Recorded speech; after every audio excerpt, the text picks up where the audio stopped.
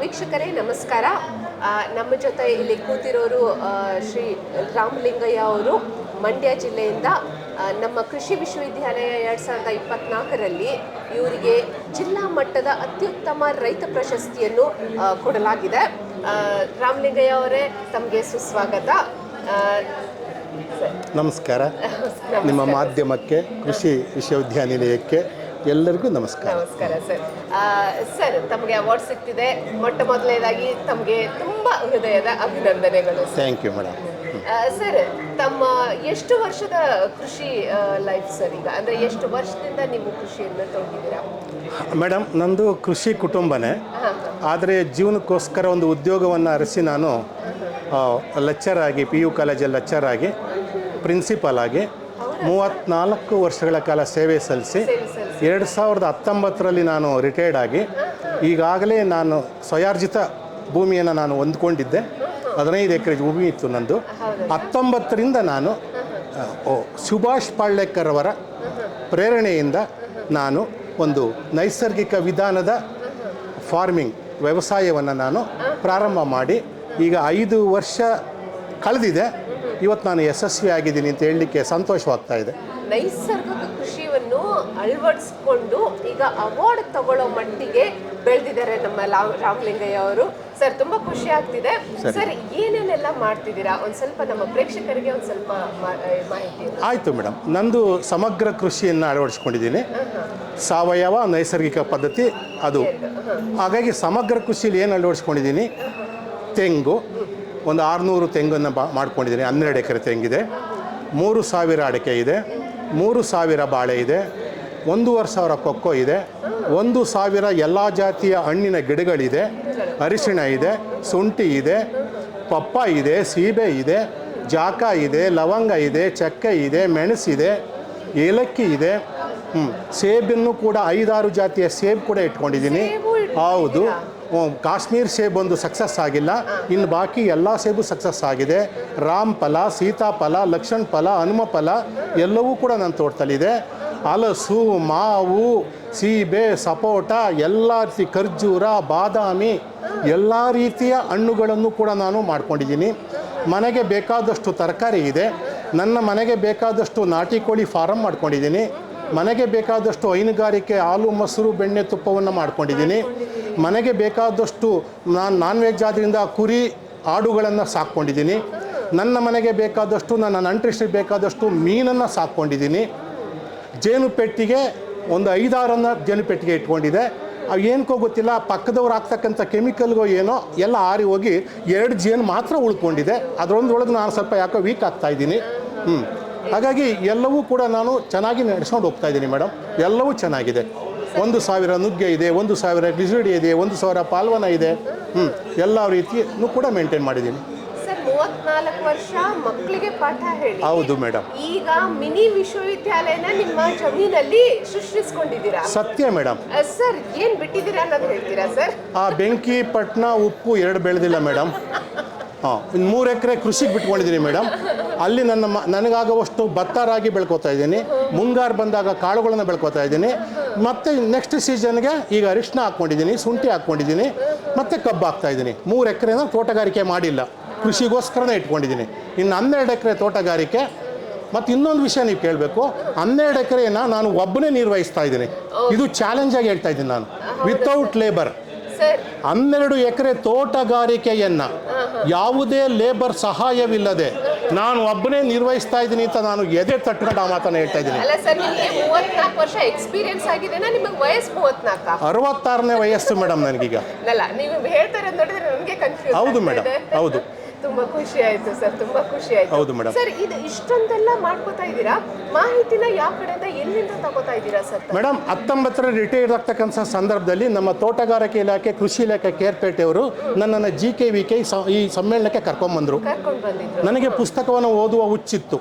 ನನಗೂ ಪುಸ್ತಕ ಮಳಿಗೆ ಕಡೆ ಓಡಾಡಬೇಕಾದ್ರೆ ನನ್ನ ಕಣ್ಣಿಗೆ ನೈಸರ್ಗಿಕ ವಿಧಾನ, ಶೂನ್ಯ ಬಂಡವಾಳದ ನೈಸರ್ಗಿಕ ವಿಧಾನ, ಸುಭಾಷ್ ಪಾಳ್ಯೇಕರ್ ಅಂತ ಇತ್ತು. ಒಂದ್ಸರಿ ತಿರುಗಿ ನೋಡಿದೆ. ಶೂನ್ಯ ಬಂಡವಾಳ ಅಂದರೆ ದುಡ್ಡು ಕೊಡ್ದಲೇ ಕೃಷಿ ಮಾಡೋದು. ಯಾರೋ ಹುಚ್ಚು ಬರ್ದಿರ್ಬೇಕು ಬಿಡು. ಶಾಂತಂ ಪಾಪಂ ಗುರುಗಳವರು ನನಗೆ ನಾನು ಅವತ್ತ ಭಾವನೆ ಯಾಕೆ ಬಂತು ನನಗೆ, ಯಾರಿದು ದುಡ್ಡೇ ಕೊಡ್ದಲೇ ಕೃಷಿ ಮಾಡೋದ ಅಂತ ಮುಂದಕ್ಕೆ ಹೋದೆ. ಮತ್ತೆ ಯಾಕೆ ಮನ್ಸಿಂದ ಕೇಳಿತು, ಇನ್ನೊಂದ್ಸರಿ ಬಂದು ನೋಡಿದೆ. ನೋಡಿ ಕೊನೆಗೆ 100 ರೂಪಾಯಿ ಅದ್ರ ಬೆಲೆ ತೊಗೊಂಡೋದೆ. ಮನೆಗೆ ಹೋಗಿ 4 ಬಾರಿ ಓದಿದೆ ಮೇಡಮ್. ಏನೋ ಒಂದು ಮೈಂಡಲ್ಲಿ ಒಂದು ಅನ್ನಿಸ್ತು. ಅವ್ರು ಹೇಳಿದ್ದಾರೆ, ಮೊದಲು ನೀವು ಅರ್ಧ ಎಕರೆಯನ್ನು ಈ ಸಮಗ್ರ ಕೃಷಿಗೆ ಅಳವಡಿಸ್ಕೊಳ್ಳಿ ಜೀವಾಮೃತ ವಿಧಾನದಲ್ಲಿ, ಆಮೇಲೆ 1 ವರ್ಷ ಆದಮೇಲೆ 1 ಎಕರೆನ ಅಳವಡಿಸ್ಕೊಳ್ಳಿ, ಆನಂತರ ನೀವು 2 ಎಕರೆ 3 ಎಕರೆನ ಅಳವಡಿಸ್ಕೊಳ್ಳಿ, ಆಮೇಲೆ ನಿಮ್ಗೆ ಅನುಭವ ಬರುತ್ತೆ, ನಿಮಗೆ ಪೂರ್ತಿ ಎಷ್ಟು ಬೇಕಾದ್ರೂ ಮಾಡಿ ಅನ್ನತಕ್ಕಂಥ ಸೂಚನೆಯನ್ನು ಪದ್ಮಶ್ರೀ ಗುರುಗಳು ಹೇಳಿದ್ದಾರೆ ಅದರೊಳಗೆ. ಆದರೆ ನಾನು ಮಂಡ 12 ಎಕರೆಯನ್ನು ನಾನು ಒಂದೇ ಸರಿ ನಾನು ಸಮಗ್ರ ಕೃಷಿಗೆ ಅಳವಡಿಸ್ಕೊಂಡೆ. ಸಕ್ಸಸ್ ಆಗಿದ್ದೀನಿ. ಇವತ್ತು ಸಾವಿರಾರು ಜನ ದಿನನಿತ್ಯ ಭೇಟಿ ಕೊಡ್ತಾ ಇದ್ದಾರೆ. ಅನೇಕ ಇವರು ನಿಮ್ಮ KVKರು ತುಂಬ ಜನ ಅಲ್ಲಿಗೆ ಟ್ರೈನೀಸನ್ನು ಕರ್ಕೊಂಬಂದು ಟ್ರೈನಿಂಗ್ ಕೂಡ ಪಡ್ಕೊಂಡು ಹೋಗ್ತಾ ಇದ್ದಾರೆ. ಬೇರೆ ಬೇರೆ ಕಡೆಗೆ ಸಂಪನ್ಮೂಲ ವ್ಯಕ್ತಿಯಾಗಿ ಕರ್ಕೊಂಡು ಹೋಗ್ತಾ ಇದ್ದಾರೆ. ಪ್ರತಿನಿತ್ಯ ಈಗಾಗಲೇ ಕರ್ನಾಟಕದ ಎಲ್ಲ ಭಾಗದವರು ತೋಟಕ್ಕೆ ಬಂದಿದ್ದಾರೆ.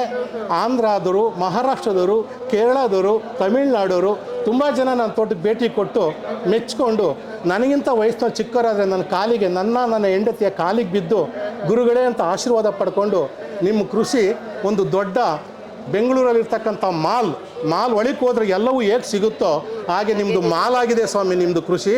ಇನ್ನು ನಾವಿನ್ನೆಲ್ಲೂ ಹೋಗೋಕ್ಕಿಲ್ಲ ಸ್ವಾಮಿ, ಸಾಕಿದೊಂದೇ ನಮಗೆ ಮಾಹಿತಿ ಕೊಡಿ ಅಂತ ಕೇಳಿಕೊಂಡು ನನ್ನ ವಿಧಾನವನ್ನು ಅವರು ಬರ್ಕೊಂಡು ನೋಟ್ ಮಾಡಿಕೊಂಡು 1 ದಿನದ ತರಬೇತಿ ಕೂಡ ನಂತರ ಉಚಿತವಾಗಿ ಪಡ್ಕೊಂಡು ಹೋಗ್ತಾ ಇದ್ದಾರೆ. ಮತ್ತು ಈ ಕಾನ್ಸೆಪ್ಟನ್ನು ನಾನು ಜೀವಾಮೃತವನ್ನು ಇಡೀ ಕರ್ನಾಟಕ ರಾಜ್ಯ ಮೆಚ್ಚತಕ್ಕಂಥ ಜೀವಾಮೃತ ವಿಧಾನವನ್ನು ನಾನು ಮಾಡಿಟ್ಟಿದ್ದೀನಿ. ಇವತ್ತು ಯೂಟ್ಯೂಬ್ಗಳು 10 ಯೂಟ್ಯೂಬ್ಗಳು ನನ್ನ ತೋಟಕ್ಕೆ ಬಂದು 50 ವಿಡಿಯೋ ಮಾಡಿದ್ದಾರೆ. ಅವರೆಲ್ಲ ನೋಡಿದ್ರು ಜೀವಾಮೃತ ಅಂದರೆ ರಾಮಲಿಂಗೇಗೌಡರು, ರಾಮಲಿಂಗೇಗೌಡರು ಅಂದರೆ ಜೀವಾಮೃತ. ನಾನು ಜಂಬಕ್ಕೆ ಕೇಳ್ತಾ ಇಲ್ಲ ಮೇಡಮ್, ನನಗೆ ಆ ಜಂಬ ಇಲ್ಲ. ಆ ಹೆಸರು ನನಗೆ ಇವತ್ತು ಬಂದಿದೆ ಮೇಡಮ್.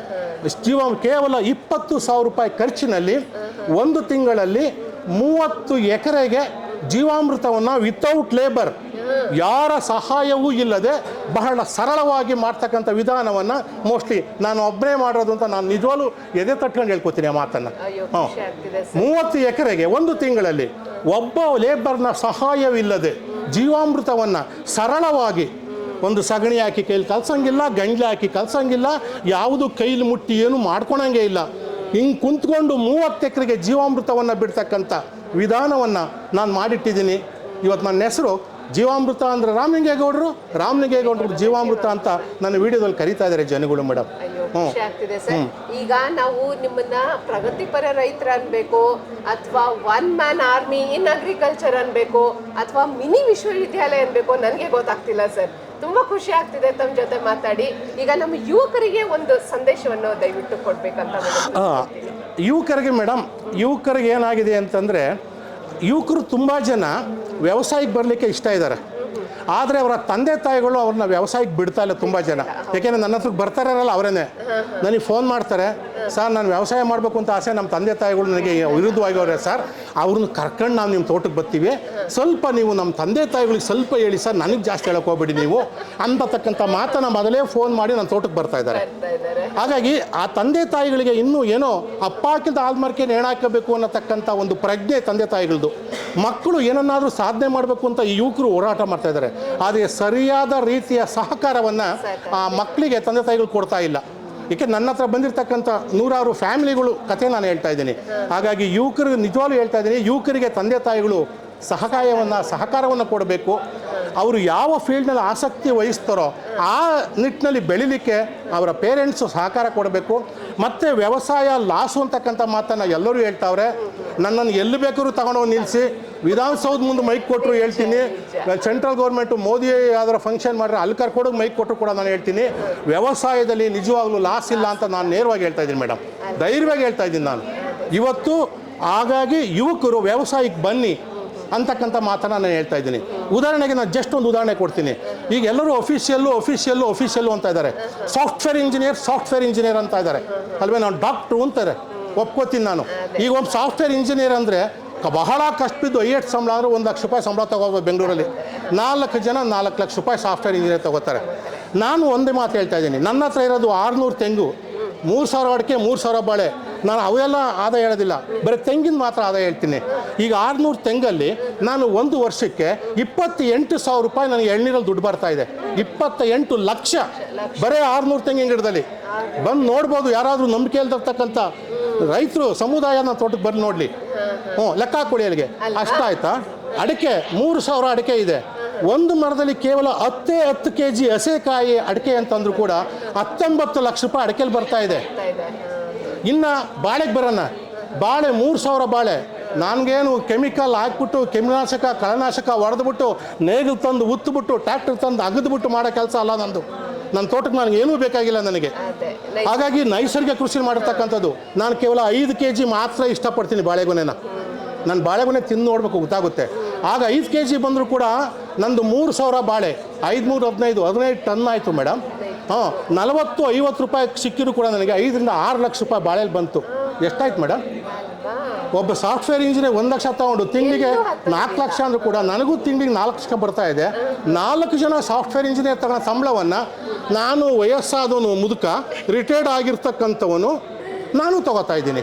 ಮತ್ತು ನನಗೆ ಬೇಕಾದ ಎಲ್ಲಿ ಬೇಕಾದ್ರೂ ಹೋಗ್ತೀನಿ, ಬರ್ತೀನಿ, ಫ್ರೀಯಾಗಿದ್ದೀನಿ. ಸಾಲದ?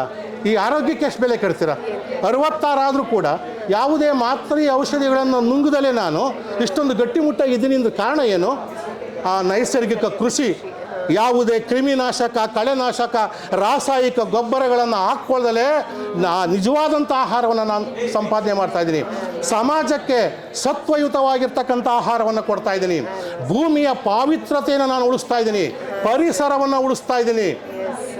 ಮುಂದಿನ ಜನಾಂಗಕ್ಕೆ ಸುಸ್ಥಿರವಾಗಿರ್ತಕ್ಕಂಥ ಬೇಸಾಯವನ್ನು ನಾನು ಕೊಡ್ತಾ ಇದ್ದೀನಿ. ನನ್ನ ಮಗ, ಮೊಮ್ಮಗ, ಅವನ ಮಗ ಎಲ್ಲರೂ ಕೂಡ ಕುಂತ್ಕೊಂಡು ಜೀವನ ಮಾಡ್ಬೋದು ನನ್ನ ತೋಟದಲ್ಲಿ. ಏನೂ ಮಾಡಬೇಕಾಗಿಲ್ಲ. ಎಷ್ಟೋ ಜನ ನಂಬೋದಿಲ್ಲ ವ್ಯವಸಾಯ, ಇವನು ಯಾವನೋ ರೀಲ್ ಬಿಡ್ತಾವನೆ, ಏನೂ ಮಾಡೋದು ಬೇಡ ಅಂತಾನಲ್ಲ ಅಂತ. ಬರಲಿ, ನನ್ನ ತೋಟದಲ್ಲಿ ನೋಡಲಿ ನಾನೇನು ಮಾಡ್ತಾ ಇದ್ದೀನಿ ಅಂತ ಅವ್ರಿಗೆ ಗೊತ್ತಾಗುತ್ತೆ. ಇದು ವ್ಯವಸಾಯ. ಹಾಗಾಗಿ ಯುವಕರೇ, ದಯವಿಟ್ಟು ವ್ಯವಸಾಯಕ್ಕೆ ಬನ್ನಿ. ನೀವು ಉಳಿರಿ, ಸಮಾಜವನ್ನು ಉಳಿಸಿ, ದೇಶವನ್ನು ಬೆಳೆಸಿ. ಥ್ಯಾಂಕ್ ಯು ಸರ್, ತುಂಬ ಚೆನ್ನಾಗಿ ಮಾತಾಡಿದ್ರಿ. ಯುವಕರೇ ನೋಡ್ತಾ ಇದ್ದೀರಾ, ಪ್ರೇಕ್ಷಕರೇ ದಯವಿಟ್ಟು ಗಮನಿಸಿ. ಕೃಷಿ ಮಾಡಬೇಕಂದ್ರೆ ನಿಮಗೆ ವಯಸ್ಸು ಎಲ್ಲೂ ಬ್ಯಾರಿಯರ್ ಆಗಬಾರ್ದು, ಎಲ್ಲೂ ಪ್ರಾಬ್ಲಮ್ ಆಗಬಾರ್ದು ಅನ್ನೋದಕ್ಕೆ ಏನು ಲೈವ್ ಉದಾಹರಣೆನೇ ನಮ್ಮ ರಾಮಲಿಂಗಯ್ಯ ಅವರು. ಸರ್ ತುಂಬ ಥ್ಯಾಂಕ್ ಯು ಬಂದಿದ್ದಕ್ಕೆ. ತಮ್ಮ ಅನಿಸಿಕೆಗಳನ್ನ ನಮ್ಮ ಜೊತೆ ಶೇರ್ ಮಾಡಿಕೊಂಡ್ರಿ, ತುಂಬ ಖುಷಿ ಆಯಿತು. ಹೋಪ್ಫುಲಿ ನಮ್ಮ ಪ್ರೇಕ್ಷಕರು, ನಮ್ಮ ಯುವ ಜನತೆಗಳು ನಿಮ್ಮಿಂದ ಮಾಹಿತಿಯನ್ನು ತಗೊಂಡು, ನಿಮ್ಮಿಂದ ಪ್ರೇರಣೆ ತಗೊಂಡು ಮುಂದೆ ಬರಲಿ, ಕೃಷಿಗೆ ಅನ್ವಡಿಸ್ಕೊಳ್ಳಿ ಅಂತ ಹಾರೈಸ್ತಾ, ಸರ್ ಬಂದಿದ್ದಕ್ಕೆ ತುಂಬ ಥ್ಯಾಂಕ್ ಯು, ತುಂಬ ಧನ್ಯವಾದಗಳು. ಹಾಗೆ ನಿಮಗೆ ಪುರಸ್ಕಾರ ಸಿಗ್ತಾ ಇದೆ. ನೀವು ಇದಕ್ಕೆ ಅರ್ಹರು, ಅದಕ್ಕೆ ಸಿಗ್ತಾ ಇದೆ ಸರ್. ಇದು ಸುಮ್ಮನೆ ಯಾರು ಕೊಡ್ತಾ ಇಲ್ಲ, ಇಲ್ಲೇ ನೀವು ಇಷ್ಟೊಂದು ಸಾಧಿಸಿದ್ದೀರಾ, ಹಾಗಾಗಿ ಸಿಗ್ತಾ ಇದೆ. ತುಂಬ ಅಭಿನಂದನೆಗಳು ಸರ್. ಧನ್ಯವಾದಗಳು ಮೇಡಮ್. ತಮಗೆ, ತಮ್ಮ ಮಾಧ್ಯಮಕ್ಕೆ, ಮತ್ತು ಈ ಕೃಷಿಗೆ GKVK ಇರ್ತಕ್ಕಂಥ ಎಲ್ಲ ಆಡಳಿತ ಮಂಡಳಿಯವರಿಗೆ ನನ್ನ ಹೃದಯಪೂರ್ವಕ ವಂದನೆಗಳು. ಬಂದಿದ್ದೀರಲ್ಲ ಸರ್, ನಮ್ಮ ಅನುಗ್ರಹ ಸರ್ ಬಂದಿದ್ದಕ್ಕೆ. Thank you so much. ಸಂಸ್ಥೆ